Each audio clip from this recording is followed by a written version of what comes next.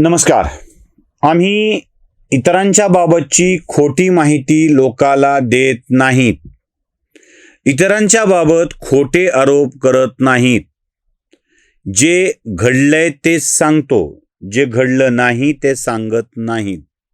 हे स्पष्ट करतो आणि आदरणीय सुषमा अंधारे यांना काही गोष्टी खऱ्या खऱ्या स्पष्ट करून दाखवतो. सुषमा अंधारेंचं एक वाक्य प्रचंड गाजलं.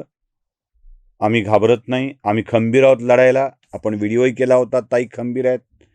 त्यानंतर ताई ज्या मोकाट बोलत सुटल्या ना, मोकाट बोलत, भाजपच्या एका प्रवक्त्याला औकात में रहकर बात करो, त्यांचा तो असा रहकर कहकर असा जो लहजा ना, तो उगाच बिहारी लोकांच्या जवळ जाण्याचा प्रयत्न करणारा, त्यात त्या सांगत होत्या औकात में रहकर बात करो.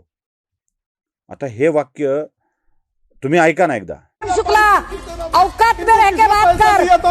और क्या दिया था तू किसको अरे बदतमीज कहता है? जानता हूँ मैं, तेरी सारी हरकतों को जानता हूँ. बाला साहब ठाकरे का अपमान करने वाली कलंकिनी, तूने जो कलंक लगाया.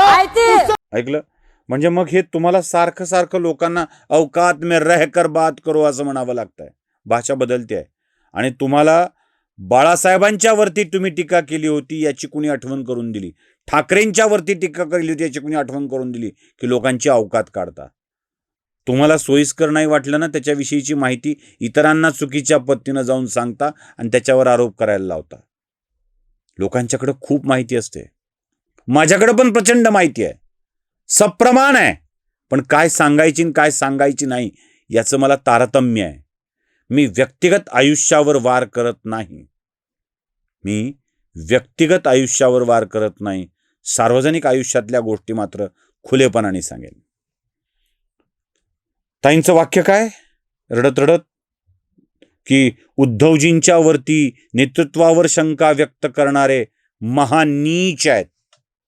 हे एक वाक्य आणि पुढच्या काही गोष्टी मी तुम्हाला अशा दाखवत जाईन ना की खरोखरच कोण आहे, नीच कोण आहे, वाईट कोण आहे, काय कसा कोण आहे ते तुमच्या एक एक गोष्ट लक्षात येऊन जाईल. ते काय अव्वल दर्जाचा नीच कोण आहे हे तुमच्या लक्षात येऊन जाईल. चला जरा एकेका वाक्याला ऐकूया, त्यानंतर अव्वल दर्जाचा नीच हे वाक्य ऐकूया म्हणजे आपल्या लक्षात येईल. पहिल्यांदा घेऊया थेट बाळासाहेब ठाकरे. म्हणजे बाळासाहेब ठाकरेंचे हात थरथरतात वगैरे. ऐका. वय झालेल्या बाळासाहेब ठाकरेंच्या हातात, म्हणजे 80-85 वर्षाच्या म्हातारीच्या हातात तलवार देऊन काय उपयोग होणार आहे? हात थरथर थरथर थरथर करायला लागले आणि त्या हातात तलवार. तरुणी बाण पोरं काही गोट्या खेळायला गेलीत का? गेलीत काही गिल्ली दंडा खेळायला लागलीत का? जे बदमाश लोक ठाकरेंच्या नेतृत्वावर प्रश्नचिन्ह लावायचा प्रयत्न करतायत ना, ते नुसते बदमाश नाही, ते नीच आहेत. अव्वल दर्जाचे नीच लोक आहेत. पाहिलं? आता हे तुमच्या कोणाच्या लक्षात येत नसेल तर सुषमा अंधारेंचं एक वाक्य बघा, उद्धव ठाकरे के तमाम चेले चपाटे. आता त्या वाक्यापासून सुरुवात करून पुढचे वाक्य ऐकू. तमाम शिवसेना के चेले चपाटे, इस बात पर जरा गौर करें. आणि सांगावं लागेल उद्धव ठाकरे आणि त्यांच्या तमाम प्याद्यांना की साहेब, मी महाराष्ट्राचा आणि महाराष्ट्र माझा म्हणणं सोडून द्या. महाराष्ट्राचा 7-12 काही तुमच्या नावावर नाही. जे बदमाश लोक ठाकरेंच्या नेतृत्वावर प्रश्नचिन्ह लावायचा प्रयत्न करतायत ना, ते नुसते बदमाश नाही, ते नीच आहेत. अव्वल दर्जाचे नीच लोक आहेत. उद्धव ठाकरे के तमाम चेले चपाटे सुन लो असं म्हणून जे त्यांनी ऐकवलंय ना, ते त्यांनी सांगितलंय की महाराष्ट्राचा 7-12 काय तुमच्या नावावर झालेला नाही. 7-12 काय तुमच्या नाव कुणाच्या? उद्धव ठाकरेच्या. मी महाराष्ट्राचा, महाराष्ट्र माझा असलं काही शानपण सांगू नका. उद्धव ठाकरेंना शिव्या देणाऱ्या आणि उद्धव ठाकरेंना बोलणाऱ्या सुषमा अंधारेच होत्या. आता पुढचं तिसरं वाक्य, उद्धव काय म्हणजे बाळासाहेब, उद्धव आणि आता आदित्य, तिसऱ्या पिढीवर कसं बोलल्यात त्या. लुंगी पहनकर लुंगी डांस कर रहे, वडक्कम परली कह रहे. सुन लो चेले चपाटो.